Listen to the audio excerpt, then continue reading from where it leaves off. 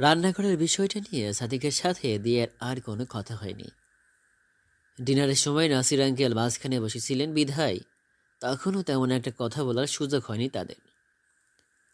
Nasir uncle দিয়ার সাথে আলাপ করেছেন বিভিন্ন বিষয় নিয়ে, তারপর বাবা ছেলে আলাপ করেছে ঘরোয়া বিষয় নিয়ে।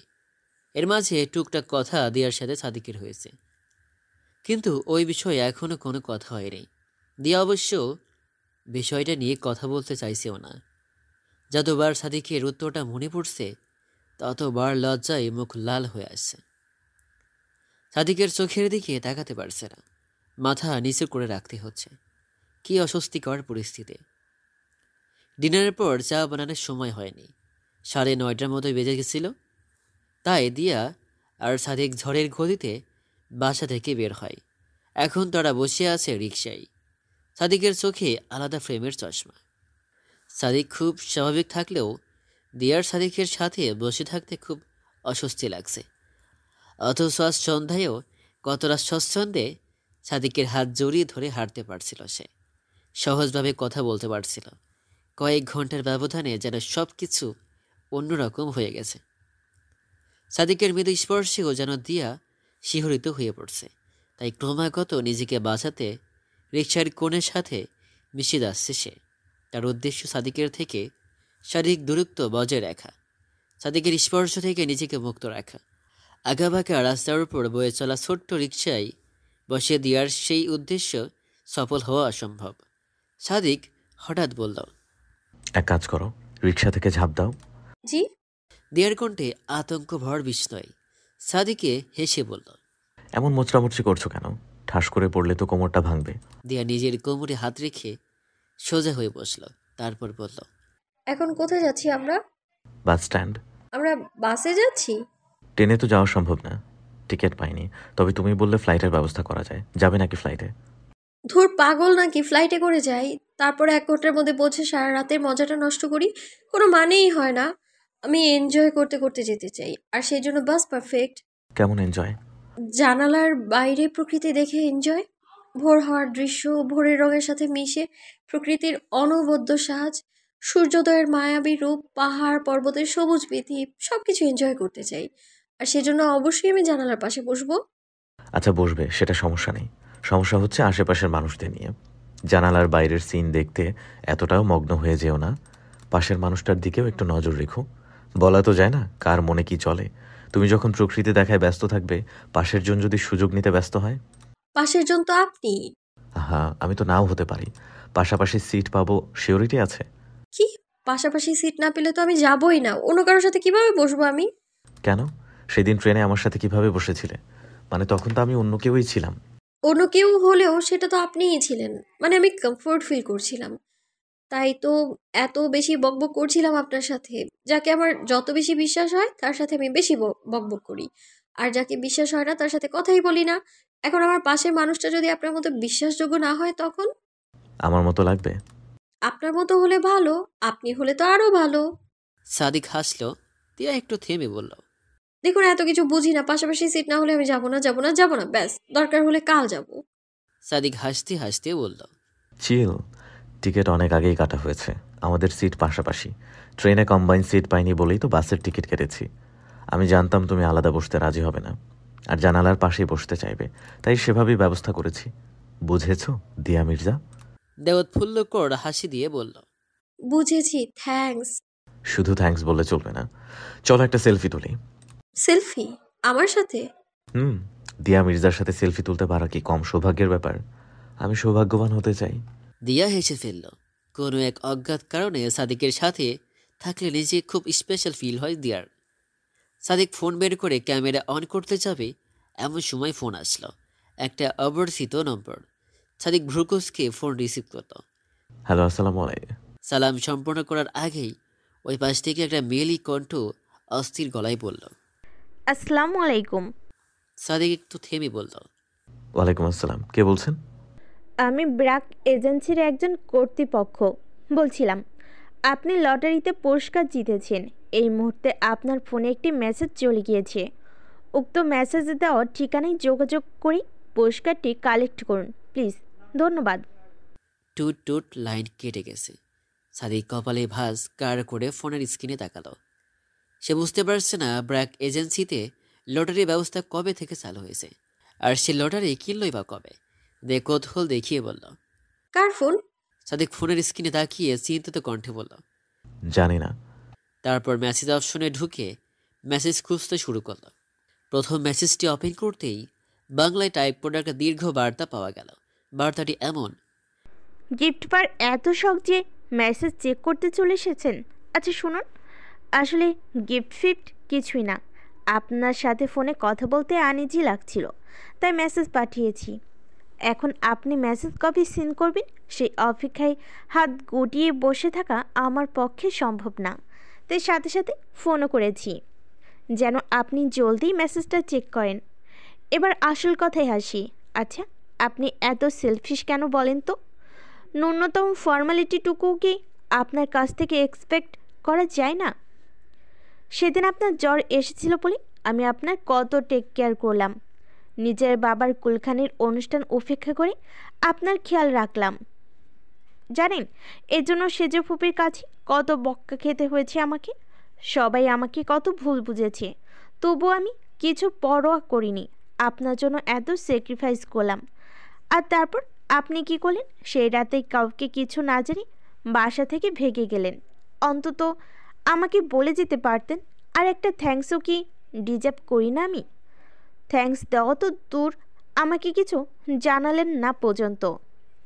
কোথায় জানি হারিয়ে গেলেন, আর গেলেনই যখন একবার নিজের খবর জানানোর প্রয়োজন মনে করলেন না। নিজে থেকে একটা ফোন করলে কি খুব বেশি ক্ষতি হয়ে যেত? এটা আপনার কেমন বিচার শুনি? বাকিটা পড়ার আগে রিক্সা ব্রেক কষল। দিয়া বলল। চলে এসেছি। সাদিক আশেপাশে তাকালো, মাথা ঝাঁকিয়ে বলল। নামো। দুজনই রিক্সা থেকে নামল। সাদিক ভাড়া মিটিয়ে সামনে হাঁটতে যাবে, তখনই আবার ফোন আসলো। সাদিক থেমে দাঁড়ালো।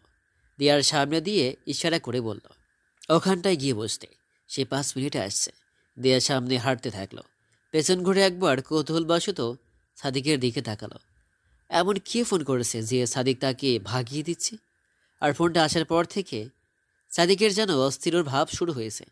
আচ্ছা, অথই ফোন করেনি তো? দেয়া মনে মনে দোয়া ইউনুস পড়তে লাগলো, যেন ফোনটা অথইয়ের না হয়। দোয়া পড়তে পড়তে চিন্তিত মুখে সামনে পা বাড়ালো দিয়া। সাদিক ফোন রিসিভ করে কানের কাছে ধরল, কোমরে এক হাত গুজে বলল। হ্যালো। মেসেজ পেয়েছেন? হ্যাঁ পেয়েছি, কিন্তু আপনি আমার ফোন নম্বর কোথায় পেলেন? কালেক্ট করেছি। আমি তো আর আপনার মতো সেলফিশ না, এত সহজে কাউকে ভুলে যায় না। আপনার জন্য চিন্তা হচ্ছিল, আমার না, আসলে আম্মুর চিন্তা হচ্ছিল। আম্মুই বলেছে আপনাকে ফোন করে খবর নিতে। আন্টিকে বলে দিবেন আমি ভালো আছি, আর আমার সালাম জানাবেন। আমাকে কিছু জানাবেন না? আপনাকে আর কি জানাবো? আপনি নিজেই তো আমাকে রিজেক্ট করেছেন, তাহলে এখন হঠাৎ এত দরদ দেখানোর কারণ? জানি না, মানুষের মন বড়ই অদ্ভুত। কখন কি ইচ্ছে হয়, কেন হয়, হাজার খুঁজেও হিসাব মিলাতে পারি না। এমন সময় দিয়ার ডাক। এই যে একটু শুনবেন প্লিজ। সাদিক জবাব দিল। আসছি, ওয়েট। ওই পাশ থেকে তানহা বলল, গার্লফ্রেন্ড নাকি? সেটা আপনার জানতে হবে না। আর এসব হিসাব কষাকষি বাদ দিয়ে ভালো কথা বলি শুনেন। কাইন্ডলি আর কখনো হুটহাট ফোন দিয়ে এমন সস্তা রসিকতা করবেন না। জরুরি প্রয়োজন ছাড়া আমি ফোনে কথা বলতে খুব একটা পছন্দ করি না। রাখছি। টুট টুট লাইন কেটে গেছে। তানহা হাতের ফোনটা খামচে ধরল, দাঁতে দাঁত চিপে নিজের মনে বলল, এইভাবে ভাব নিল। সেদে সেদে ফোন দিয়েছি তো, তাই ভাব বেড়ে গেছে। আর জীবনেও ফোন দিব না। শালা ভাবওয়ালা। তৌফা তানহার কাছে এসে চিরুনি এগিয়ে দিয়ে বলল। আপু, আম্মু বলেছে চুল আঁচড়ে বেনি করে দিতে। তানহা চোখ পাকিয়ে তাকালো, বজ্রপাত কণ্ঠে বলল, এত বড় থিঙ্কি মেয়ে, নিজের চুলটা পর্যন্ত বাঁধতে পারিস না? যা এখান থেকে, বিরক্ত করবি না একদম। তোফা খানিক ভয় পেল। তানহা সচরাচর এভাবে বকে না থাকে, আর বাবা মরে যাওয়ার পর থেকে তো আরও না। যে আবু খুব আদরে ভাষী কথা বলে তার কাছ থেকে এমন হয়তো ধমকটা যেন মানতে পারল না তোফা। বাবার কথা মনে পড়ল। বাবা এখানে থাকলে নিশ্চয় এতক্ষণে তানহাকে ধমক দিত। তোফার চোখ টলমল করছে। মাথা নিচু করে ড্রেসিং টেবিলের সামনে গিয়ে নিজেই নিজের চুলটা আঁচড়াতে শুরু করল। তানহার চোখে তোফার কাণ্ড দেখল। তারপর বিছানা থেকে উঠে তোফার কাছে গেল। চিরুনিটা হাতে নিয়ে তোফার হাত ধরে বলল। আই। তারপর তোফাকে নিয়ে খাটে বসল। তোফার থুতনিতে স্পর্শ করে বলল। রাগ করেছিস? তোফার লাল চোখ দুটো মুছে মাথা নাড়ল, মানে রাগ করেনি। তানহা তোফার কপালে চুমু দিল। তারপর পেছনে ঘুরিয়ে চুল আছড়াতে আছড়াতে বলল। রাগ করে না বাবু, মাথাটা গরম ছিল তাই ওভাবে বকেছি, আর হবে না, সরি। এখন বলো তো কি বিরিয়ানি করব? ফ্রান্স বিরিয়ানি নাকি খেজুর বিনি, নাকি অনেকগুলো ছোট ছোট বিনি একসাথে করে দিব? তোফা একগাল হেসে বলল।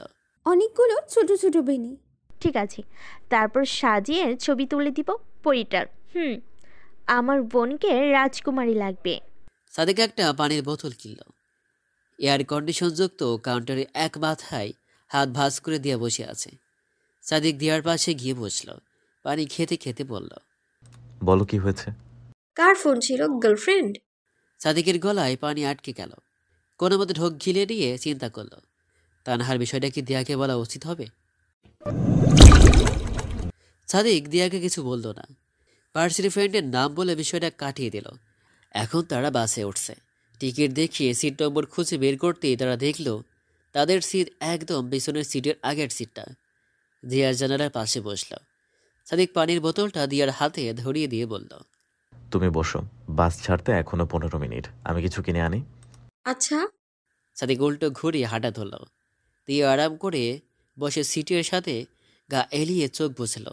তখনই একটা মিষ্টি কণ্ঠের আওয়াজ ভেসে আসলো। Excuse me. দেয়ার চোখ আপনা আপনি খুলে গেল। মাথা তুলে সামনে উঠে দিতেই সে দেখল লম্বা চওড়া একটা মেয়ে দাঁড়ানো। পরনে জিন্স আর গোলাপি টপ হাঁটু পর্যন্ত, শরীরে ওড়না নেই, মাথায় ছোট স্কার্ফ। স্কার্ফটা শুধু মাথায় পেঁচিয়ে রেখেছে। কাঁধ পর্যন্ত রঙিন চুলগুলো দেখা যাচ্ছে, হালকা উঠছে মাথার উপর চলন্ত ফ্যানের বাতাসে। মেয়েরা এক্সকিউজ মি বলেছে সাদিককে দাঁড় করানোর উদ্দেশ্যে। সাদিক দাঁড়ালো, চশমা ঠিক করে বলল। জি? অ্যাকচুয়ালি আমি আমার সিট খুঁজে পাচ্ছি না, মানে টিকিটের কোন জায়গায় সিট নম্বর মিলাতে হয় আমি ঠিকভাবে জানি না, একটু হেল্প করবেন? সাদিক মেয়েটিকে আপাদমস্তক দেখল। এত লম্বা হয়েও মেয়েটির মাথা সাদিকের গলা পর্যন্ত, অথচ দূর থেকে দেখলে মেয়েটিকে সাদিকের সমান মনে হতো। সাদিক বলল। প্রথম বাস জার্নি? মেয়েটা মিষ্টি করে হাসল, ঠোঁট উল্টে বলল। হ্যাঁ, আসলে কেউ নেই আমার সাথে। আচ্ছা, বুঝতে পেরেছি। টিকিটটা? মেয়েটা সাদিককে টিকিট দিল। সাদিক টিকিটের নম্বর দেখে বলল। ওইটা আপনার সিট, এই সাইডের চতুর্থ সারির ডান পাশেরটা। ওকে। মেয়েটা সিটের কাছে গেল। হাতের ভারী ব্যাগটা সিটের উপর রাখতে চেষ্টা করছে, কিন্তু পারছে না। সাদিক এগিয়ে আসলো, বলল। আমি ট্রাই করি। মেয়েটা সাদিককে ব্যাগটা দিতে যাবে এমন সময় একটা কাণ্ড ঘটল। ব্যাগের চেন ছিঁড়ে ফুরুত ফারুত কতগুলো বই নিচে পড়ে গেল। সাদিক নিচু হয়ে বইগুলো তুলতে শুরু করলো। মেয়েটাও বই তুলছে। দেয়ার ইচ্ছে হলো সিট ছেড়ে উঠে সেখানে যেতে, কিন্তু গেল না। বইগুলো তুলতে তুলতে সাদিক একটা বই হাতে দিল, বলল। অনন্ত নক্ষত্র বিধি। হ্যাঁ, আমার ফেভারিট, সায়েন্স ফিকশন পড়ছি। সাদিক হাসূচক মাথা নাড়ল, তারপর বলল। অনেক আগে, আমারও ফেভারিট। মেয়েটা হাসল। সাদিক বইগুলো তুলে উঠে দাঁড়ালো। মেয়েটা বই ব্যাগে ভরতে ভরতে বলল। আপনি বুকস লাভার? জি। আমিও। সেটা বোঝাই যাচ্ছে। মেয়েটা হেসে বলল। আসলে লং জার্নিতে বোর হওয়ার থেকে বই পড়া ভালো, তাই সাথে করে এগুলো নিয়ে এসেছি। আপনার লাগলে আপনিও আমার কাছ থেকে নিয়ে পড়তে পারেন। সায়েন্স ফিকশনের বেস্ট কালেকশন আমার কাছে। থ্যাঙ্কস, লাগবে না। আচ্ছা, ঠিক আছে। আর আপনাকেও thank you so much. Welcome. Sadiq হেসে টিকিটটা ফিরিয়ে দিল। মেয়েটা টিকিট নিতে নিতে বলল। আসলে আমার বাসে ওঠার একদম অভ্যাস নেই, আমি তো জার্নি করি না খুব একটা।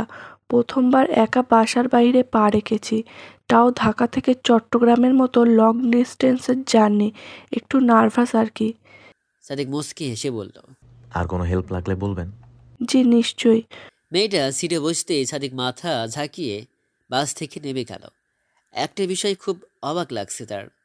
ছোটবেলা থেকেই বই সাদিকের কাছে নেশা জাতীয় দ্রব্য।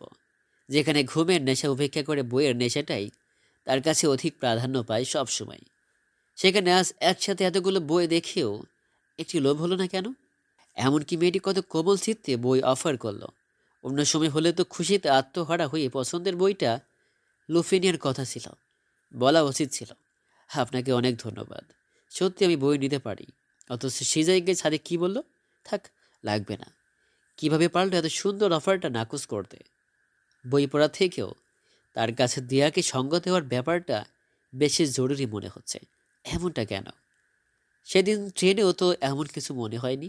তাহলে আজ কেন মনে হচ্ছে দিয়ার সাথে থাকলে তার বইয়ের দরকার নেই কেন? আচ্ছা, বইয়ের নেশা বর্জন করে অন্য নেশে আসক্ত হয়ে পড়ছে না তো সে? 3 বছর আগের আবার সেই অভিশপ্ত নেশাটা নয় তো?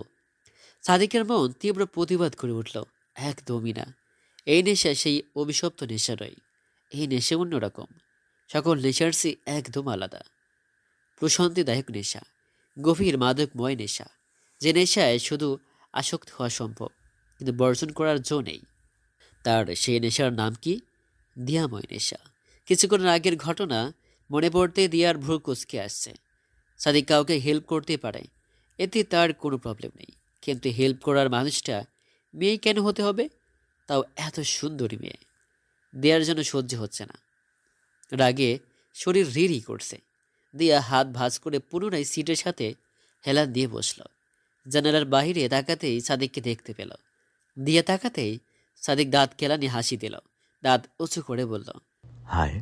দিয়া কিছু বলল না, মনে মনে উচ্চারণ করল। হুম, দেয়ার রেসপন্সে সাদিক একটু অবাক হলো। হঠাৎ আবহাওয়া পরিবর্তনের কারণটা বুঝতে পারছে না। সাদিক কোল্ড ড্রিঙ্কস আর মাঞ্চিস হাতে বাসে উঠল। দিয়ার পাশে এসে বসতে দেখল দিয়ার জানালার দিকে মুখ ঘুরিয়ে আছে। সাদিকের উপস্থিতি টের পেয়েও তাকাচ্ছে না। সাদিক গলা খাঁকড়ে দিল, দিয়ার নাম ধরে ডাকল। হাই দিয়া মির্জা। দিয়া এবারও তাকালো না। সাদিকের অদ্ভুত লাগছে। হঠাৎ কি হলো? সে কি কিছু ভুল করেছে? সাদিক প্রশ্ন করল। আমি কি কিছু ভুল করেছি দিয়া? দিয়ার কপালে চিন্তার ছাপ।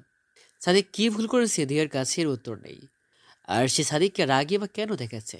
সাদিক কি তার বয়ফ্রেন্ড নাকি যে অন্য কোনো মেয়ের সাথে কথা বলে সে সাদিকের উপর রাগ দেখাবে? না তো, সাদিক তার বয়ফ্রেন্ড না। তাহলে এই মুহূর্তের আচরণটা সম্পূর্ণ বেমানান। এখন এই বিষয়ে রাগ দেখানো চলে না। যখন বয়ফ্রেন্ড হবে তখন এই সব কিছুর হিসাব সুদে আসলে মিটিয়ে নেওয়া যাবে। আপাতত ভালো মেয়ে হয়ে থাকাই ভালো। দিয়া মুচকি হেসে সাদিকের দিকে তাকালো। না, একদমই না। আপনি কোনো ভুল করেননি। তাহলে আমার দিকে তাকাচ্ছ না যে? এই যে তাকালাম, এতক্ষণ তো তাকাচ্ছিলে না। জানালার বাইরের দৃশ্য দেখছিলাম তাই। বাস থেমে আছে, তবুও এত মগ্ন হয়ে বাইরে তাকিয়ে আছো।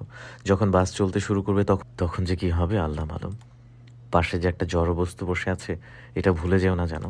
আপনি জড়বস্তু? না, কিন্তু আগামী 7 ঘন্টার জন্য মনে হচ্ছে জড় বস্তু হয়েই থাকতে হবে। দিয়ে হাসলো, তারপর বলল। বাস কখন ছাড়বে? এই আর 5-6 মিনিটের মধ্যেই ছাড়বে। উফ, জলদি ছাড়ছে না কেন? আমি এক্সাইটেড। কেন? বাস ছাড়লে এই পচা পচা লাইটগুলো নিভিয়ে দেওয়া হবে, জানালা দিয়ে ঠান্ডা বাতাস আসবে, সবাই নিশ্চুপ হয়ে যাবে, চমৎকার একটা পরিবেশ তৈরি হবে দেখবেন। আমার তো ভাবতেই ভালো লাগছে। আর আমার ভয়। ভয় কিসের? জানি না। ধুর, আপনি একটা ভীতু, সবকিছুতে ভয় পান। এই বাস নড়ছে। আমি নাড়াচ্ছি না কিন্তু। আরে আপনি নাড়াবেন কেন? ড্রাইভার নাড়াচ্ছে মানে বাস চলছে। তুমি এমনভাবে বললে মনে হচ্ছিল আমিই বাস নাড়াচ্ছি, আর খুব বড় অপরাধ করছি। দিয়া খিলখিলিয়ে হাসলো। বাস কন্ট্রাক্টর সবাইকে পলিথিন বিলি করছে। দিয়া সাদিকের কাছে পলিথিন নিয়ে আসলে সাদিক জিজ্ঞেস করলো। পলিথিন কেন ভাই? কন্ট্রাক্টর বলল। বমি করার অভ্যাস থাকলে রাইখা দেন। আমার তো নেই, তোমার আছে? আমারও নাই, কিন্তু তবুও রেখে দেই, কাজে লাগতে পারে। 2 দিন। কন্ট্রাক্টর পলিথিন দিয়ে চলে গেল। কিছুক্ষণের মধ্যে লাইটগুলো নিভিয়ে দেওয়া হলো। দেয়া সিটের সাথে মাথা ঠেকিয়ে জানালার বাহিরে তাকালো। বাস স্ট্যান্ড ক্রস করছে তারা। মেইন রোড দিয়ে গাড়ি চলতে শুরু করেছে। ছোট ছোট দোকানপাট, রাস্তা, ফাঁকে ফাঁকে গাছপালা, মানুষজন। অতি সাধারণ জিনিসগুলোও খুব অসাধারণ বোধ হচ্ছে দেয়ার। এমনটা কেন? সব কিছু কেন এত সুন্দর লাগছে? সে বাসে উঠেছে বলে, নাকি সাদিক পাশে আছে বলে? সাদিক দিয়ার বাহু স্পর্শ করে দিয়াকে ডাকলো। দিয়ে তাকাতেই সাদিক ফেসবুকে একটা মিম দেখলো। মিমটা দেখিয়ে দিয়ে হাসলো। সাদিকও তাল মিলিয়ে হাসলো। দিয়া বলল। আজ সারা রাত কি আপনি নিউজ ফিডে স্ক্রল করে কাটাবেন? সাদিক দীর্ঘশ্বাস ফেলে বলল। আর কি করার, সময় তো কাটাতে হবে। দিয়া কি জানি হলো, সে মুখ ফসকে জিজ্ঞেস করে ফেলল। কয়টা গার্লফ্রেন্ড আছে ফেসবুকে? সাদিক হুহা করে হাসল। হাসি থামিয়ে ভ্রু কুঁচকে বলল। হবে 50-60টা, গোনা হয়নি। দিয়া চোখ বড় করে তাকালো। সত্যি? হুম। আপনাকে দেখে একদম বোঝা যায় না আপনি এমন। তাহলে কি মনে হয়? মনে তো হয় খুব সিধা সাদা, ভাজা মাছটাও উল্টে খেতে জানেন না। সত্যি, এইটা আমি একদম পারি না, এছাড়া সব পারি। দিয়ে হাত ভাঁজ করে জানালার দিকে তাকালো। মনে মনে বলল। হুম। দিয়ার এক্সপ্রেশন দেখিয়ে সাদিক জিজ্ঞেস করলো। সোশ্যাল মিডিয়ায় তোমার কয়টা বয়ফ্রেন্ড আছে? দিয়া দ্রুত জবাব দিল। বাস্তবেও নাই? না, দিয়া খানিকক্ষণ ভেবে বলল। তবে একজন ছিল ফেসবুক প্রেম। তাই নাকি? শুনি তাহলে, কাহিনী বলো। তেমন ইন্টারেস্টিং কিছু না, তার নাম ছিল থার্মোমিটার। মানুষের নাম আবার থার্মোমিটার হয় নাকি? আসলে ওর নাম থার্মোমিটার না, ওর নামটা ছিল আলিফ। থার্মোমিটার বলে তানহা ডাকতো, তাই আমিও ওই নামেই ডাকতাম। খুব রোগা পাতলা আর লম্বা ছিল কি না। বুঝলাম, আদরের ডাক। দিয়া মনে মনে বলল। আদরের ডাক তো আপনারও আছে, তানহার কাছে তো আপনি স্কেল, আর আমার কাছে কিউট চাশমিশ। তারপর? ছেলেটা আমাকে 2016 সালের জুন মাসের 4 তারিখে ফ্রেন্ড রিকোয়েস্ট পাঠিয়েছিল। তখন আমি ফেসবুকের কিচ্ছু বুঝতাম না, নিউ আইডি, মাত্র ক্লাস 8-এ পড়তাম। ইচ্ছা পাকা মেয়ে, ডেটও মনে রেখেছো? এই দেখুন, ইচ্ছে পাকা বলবেন না। তখন আমি কিছু বুঝতাম না ঠিক আছে, কিন্তু বুঝলে কি ওই ধাপ্পাবাজের সাথে প্রেম করতাম? ধাপ্পাবাজ? হুম, অবশ্যই ধাপ্পাবাজ। আসলে আমি তো খুব সহজ সরল ছিলাম, ফেসবুক সম্পর্কে তেমন একটা জানতাম না। একা একাই ফেসবুক আইডি খুলেছিলাম। তাও কিভাবে জানেন? ক্লাস 8-এর আইসিটি বই দেখে। চতুর্থ না পঞ্চম অধ্যায়ে যেন ফেসবুক খোলার নির্দেশনা ছিল, তাই দেখে আমি আইডি খুলেছিলাম, কাউকে না জানিয়ে। শুধু তানহা জানতো ব্যাপারটা। তারপর? ফেসবুক খোলার 2 মাসের মধ্যেই ওই ছেলের ফ্রেন্ড রিকোয়েস্ট আসে। আমার প্রোফাইলে তখন নিজের ছবিই দেয়া ছিল। ছেলেটা কথায় কথায় আমার সাথে ফ্লার্ট করতো, আর আমিও বোকার মতো ওর সব কথা বিশ্বাস করতাম। সে যদি বলতো এই মুহূর্তে সে ফ্লাইটে করে ইতালি যাচ্ছে, আমি তাও বিশ্বাস করে নিতাম। এটা ভাবতাম না যে ফ্লাইটে উঠলে ফোন ফ্লাইট মোড করে নিতে হয়, তখন মেসেজ করা যায় না। সাদিক হেসে দিল। দিয়া বলল। ছেলেটা আমাকে সব সময় বোকা বানাতো। তানহা অবশ্য এই বিষয়ে আমাকে অনেক আগেই সাবধান করেছিল, আমি শুনিনি। রিলেশনের 3 মাসের মাথায় কি জানতে পারলাম জানেন? কি? ছেলেটার আরও একটা গার্লফ্রেন্ড আছে, আর ওই মেয়ের সাথেও সেম কথা বলে যেমনটা আমার সাথে বলে। কিভাবে জানলে? একদিন দেখলাম ওই মেয়ে ওর টাইমলাইনে পোস্ট করেছে আমার বাচ্চাটা কি করে। ওই পোস্টে আবার আলিফ কিসের ইমোজি দিয়েছে। এইসব দেখেই আমার সন্দেহ হলো, অন্য একটা মেয়ে ওকে এইভাবে ডাকবে কেন, আর সেও বা মেয়েটাকে কিস পাঠাবে কেন। এসব ভাবতে ভাবতে কিছুক্ষণ পর দেখি পোস্টটা গায়েব, কিন্তু আমি তার আগে স্ক্রিনশট নিয়ে রেখেছিলাম। তারপর সরাসরি ওই মেয়েটার আইডিতে গেলাম। আলিফকে এই বিষয়ে কিছুই জানালাম না, কারণ আমি জানতাম আলিফ আমায় ইনিয়ে বিনিয়ে মিথ্যে বলবে। কিন্তু মেয়েটা কিছুতেই মিথ্যে বলবে না। বাহ, পিচ্চির মাথায় এত বুদ্ধি। দিয়া হালকা হেসে দিল।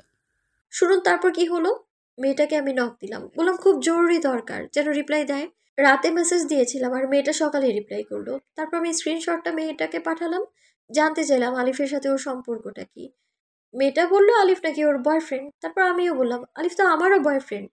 তারপর আমার আর আলিফের মেসেজে স্ক্রিনশট পাঠালাম। আলিফ আমাকে কিভাবে পটিয়েছে, কিভাবে আমার সাথে কথা বলে, সব মেয়েটাকে দেখালাম। মেয়েটা তারপর সঙ্গে সঙ্গে আমাকে মেসেঞ্জারে কল দিল, ওদের প্রেমের হিস্ট্রি শেয়ার করলো। সব শুনে তো আমার মাথায় আকাশ ভেঙে পড়ার জোগান। তারপর কি হলো?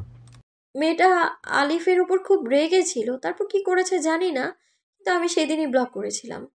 আর নিজের আইডিও ডিঅ্যাক্টিভেট করে রেখেছিলাম অনেক দিনের জন্য। তারপর থেকে অচেনা কারো ফ্রেন্ড রিকোয়েস্ট অ্যাকসেপ্ট করি না, কারণ ছাড়া কারোর সাথে মেসেজে কথাও বলি না। ঢের শিক্ষা হয়েছিল আমার। সাদিক হাসছে, বলল। মজা তো। আপনার মজা লাগছে? আমার দুঃখ লাগছে তো আমার। কেন? ওই ছেলেটার জন্য? ছি, ওর জন্য আমার কখনো দুঃখ লাগে না, শুধু আফসোস হয়। আফসোস কেন হয়? আমি কত বোকা ছিলাম এইটা ভেবে আফসোস হয়। ছেলেটা যখন যা বলতো আমি তাই করতাম, এমনকি সরাসরি দেখা করার প্ল্যানও বানিয়ে ফেলেছিলাম আমরা। ভাগ্যিস তার আগে আমি সবটা জানতে পেরে গিয়েছি, না হলে যে কি হতো। কোনোদিন দেখা না হওয়া ভালোই হয়েছে, কিন্তু ভিডিও কলে কথা হয়েছে অনেকবার জানেন। ছেলেটা কথায় কথায় অনুমতি ছাড়া আমার ভিডিও কল দিত, দেখতে চাইতো আমায়, আমিও দেখাতাম। এসব কিছুর জন্যই এখন আফসোস হয়। ভিডিও কলে কি হতো? দিয়া চমকে উঠল, সাদিকের দিকে তাকিয়ে বলল। আমার চেহারা দেখাতাম কেন? ও আচ্ছা। সাদিকের কণ্ঠে বিদ্রুপ। দিয়া চোখ বড় করে সাদিকের হাতে চিমটি কাটল। সাদিক হাত ডলতে ডলতে বলল। আউজ! আপনি আমাকে কি মনে করেন? এখন তো এইসব ঘটনা অহরহ হয়, তাই জিজ্ঞেস করলাম। যার মনে যা বেজে ওঠে তা। আপনি নিশ্চয়ই ভিডিও কলে মেয়েদের ওইভাবে দেখেন, তাই আপনার এটা মনে হলো। হায় আল্লাহ, আমি এটা কখন বললাম? দিয়া, তুমি একটু বেশি নেগেটিভ ভাবছো। আপনি তো বললেন আপনার নাকি 50-60টা গার্লফ্রেন্ড আছে, তাহলে আপনিও তো আলিফের মতোই হলেন। আমি এটা ফান করে বলেছি, আর সেটা তুমিও জানো। আমার মেসেঞ্জারের ইতিহাস তো তোমার মুখস্থ। দিয়ে হালকা লজ্জা পেল, ভীতু কণ্ঠে বলল। উম, মানে? আমার ঘুমন্ত অবস্থার সুযোগ নিয়ে কেউ একজন আমার ফোন ঘাটে। আমি জানি, দেখি, শুধু কিছু বলি না। দিয়ার চোখ রসগোল্লা হয়ে গেল, ঢোক গিলল। কি উত্তর দিবে বুঝতে পারছে না। সেদিন গাড়িতে সাদিকের ফোন চেক করার সময় সাদিক কি তাকে দেখে ফেলেছিল? দিয়া লজ্জা পাওয়া দেখে সাদিক এ বিষয়ে আর কিছু বলল না। প্রসঙ্গ পাল্টালো। দেখতে দেখতে 2-2.5 ঘন্টা কেটে গেছে। বাস কুমিল্লায় 20 মিনিটে বিরতিতে থামলো। সবাই একে একে বাস থেকে নামছে। সাদিক বলল। নামবে না? আমার নামতে ইচ্ছে করছে না, এভাবে বসে থাকি না প্লিজ। এখানে বসে থেকে কি করবে? আর তোমার কি ক্ষুধাও লাগে না? লাগছে না তো, একটু আগে 2 প্যাকেট চিপস খেলাম। চিপস খেলে পেট ভরে? আমার ভরে। আপনার দরকার হলে আপনি যান, আমি বসে থাকি, জলদি আসবেন।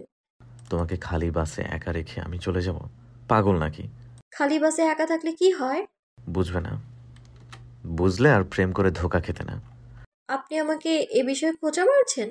আপনাকে বলাই উচিত হয়নি। সাদিক হেসে বলল। চলো চলো। আমার সত্যি যেতে ইচ্ছে করছে না, আপনি গেলে যান না, না হলে বসে থাকুন। আমাকে তো যেতেই হবে। আচ্ছা, আমি 5 মিনিট আসছি, তুমি ফোন সাথে রেখো, আর জায়গা থেকে নড়বে না, এখানেই বসে থাকবে। Just 5 minutes. ওকে। সাদিক চলে গেল। দিয়া মনে মনে ভাবল, সাদিক তার প্রতি কত যত্নশীল। আচ্ছা, এটা কি সাদিকের ভালোবাসা, নাকি শুধুই দায়িত্ববোধ? দেড় ইচ্ছে হলো পরীক্ষা করতে। হঠাৎ মাথায় দুষ্টু বুদ্ধি চাপল। 5 মিনিটের জায়গায় সাদিকের আসতে 10 মিনিট লেগে গেল। হোটেল থেকে খাবার পার্সেল দিয়ে বাসে উঠল। সিটের কাছে আসতেই সাদিক দেখল দিয়া সিটে নেই, শুধু ব্যাগ আর ফোনটা পড়ে আছে, তাও আগোছালোভাবে ফ্লোরে। সাদিকের হাত থেকে খাবারের প্যাকেটটা অনায়াসে পড়ে গেল। আতঙ্কে অস্থির হয়ে উঠল সে।